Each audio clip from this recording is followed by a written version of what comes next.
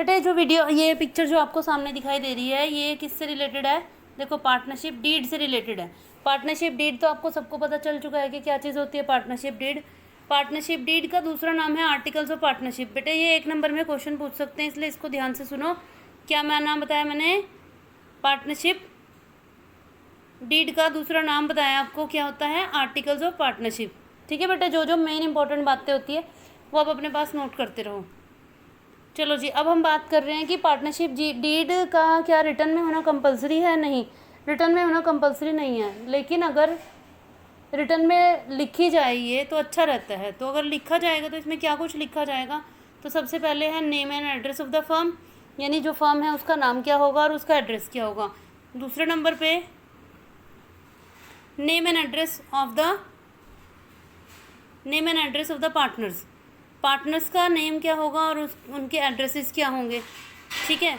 तीसरे नंबर पे है type and nature of the business of the firm proposes to do, यानी कि बिजनेस किस तरह का बिजनेस आप करना चाहते हो, किस चीज़ का। जैसे सपोज कोई आइसक्रीम बना के बेचना चाहता है, कोई कपड़े सिल के बेचना चाहता है, या कोई और चीज़ खरीद के बेचना चाहता है, क्या चीज़ आप करना चाहते हो ये कुछ भी लिखा जाएगा इसके अंदर।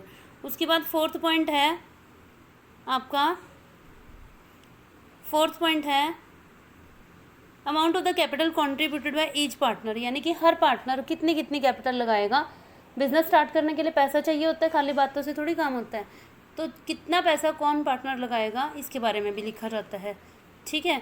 उसके बाद फिफ्थ पॉइंट है इंटरेस्ट ऑन कैपिटल, यानी कि जो उन्होंने कैपिटल लगाई उसके ऊपर क्या ब्याज दिया जाएगा उनको।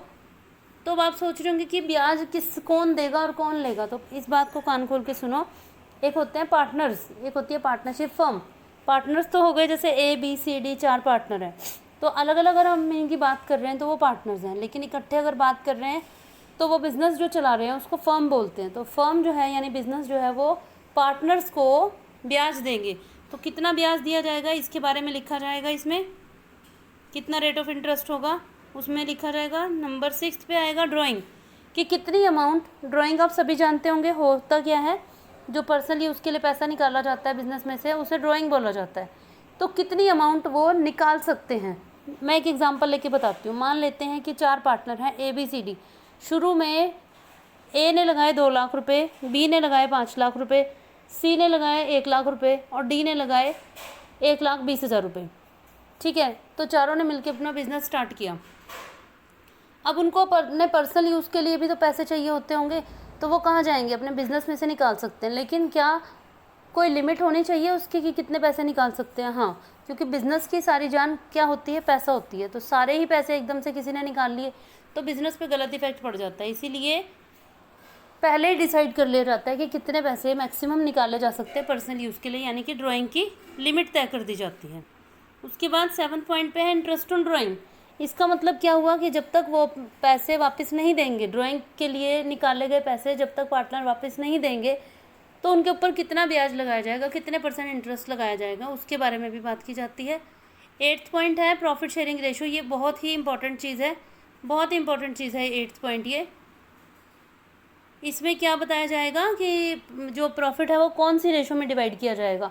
ज़रूरी नहीं है कि वो प्रॉफिट इक्वल डिवाइड किया जाए, या फिर ज़रूरी नहीं है कि जिस रेशो में वो कैपिटल लेकर आए उसी रेशो में डिवाइड किया जाएगा। ये रेशो तभी डिसाइड की जाती है जब पार्टनरशिप शुरू की जाती है।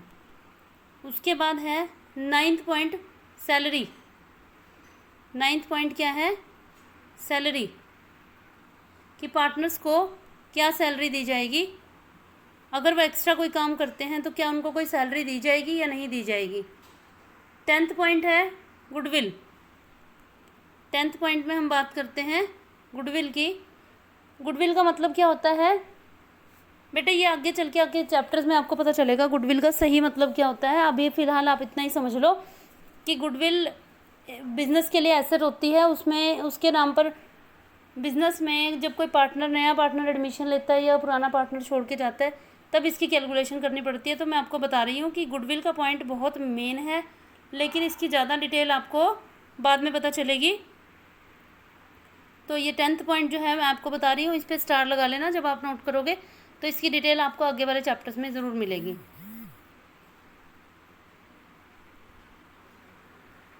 अब 11th पॉइंट है आपका accounting period of the firm.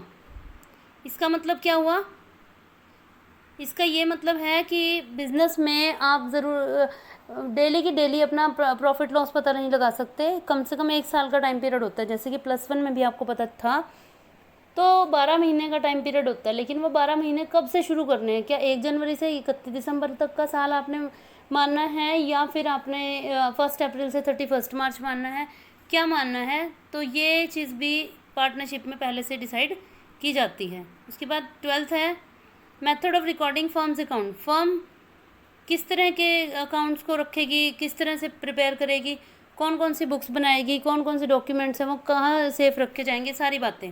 मतलब आप समझ पा रहे हो कि वो सारी बातें जिन पे हो सकता है कि पार्टनर्स के आपस में झगड़े हो सकते हैं, उन सभी बातों को पहले डिसाइड कर लिया जाता है ताकि फ्यूचर में कोई किसी तरह का झगड़ा ना हो। 13 पॉइंट है ऑडिटिंग। देखिए, ऑडिटिंग का मतलब क्या होता है कि जो पार्टनरशिप फर्म में अकाउंट्स बनाए जाएंगे उनकी चेकिंग की जाती है कि वो सही बने हैं कि नहीं बने हैं। तो ये चीज़ होती है ऑडिटिंग। ये करानी ज़रूरी नहीं होती, लेकिन अगर कराया जाता है, अगर करानी है तो कौन से ऑडिटर को अपॉइंट किया जाएगा, ये बातें भी डिसाइड की जाती हैं।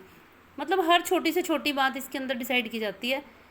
तो इसमें बेटे आपको सारी बातें करने की ज़रूरत नहीं है। ये इसमें 2-4 बातें आप ध्यान में रखो कि कौन कौन सी पॉइंट है। मैं एक बार वैसे एक्सप्लेन सारे कर रही हूँ। Date of commencement of partnership, आपने कौन सी तारीख को अपनी पार्टनरशिप शुरू करी है वो डेट इसमें मेंशन की जाती है। 15th पॉइंट है ड्यूरेशन ऑफ द पार्टनरशिप। इसका मतलब आपने पार्टनरशिप कितने टाइम के लिए शुरू करी है। कई बार हो जाता है कि जैसे अगले 2 साल तक के लिए हम पार्टनर्स रहेंगे, या 5 साल तक के लिए रहेंगे, या कोई प्रोजेक्ट पूरा होने तक रहेंगे, तो उसकी ड्यूरेशन इसमें मेंशन की जाती है।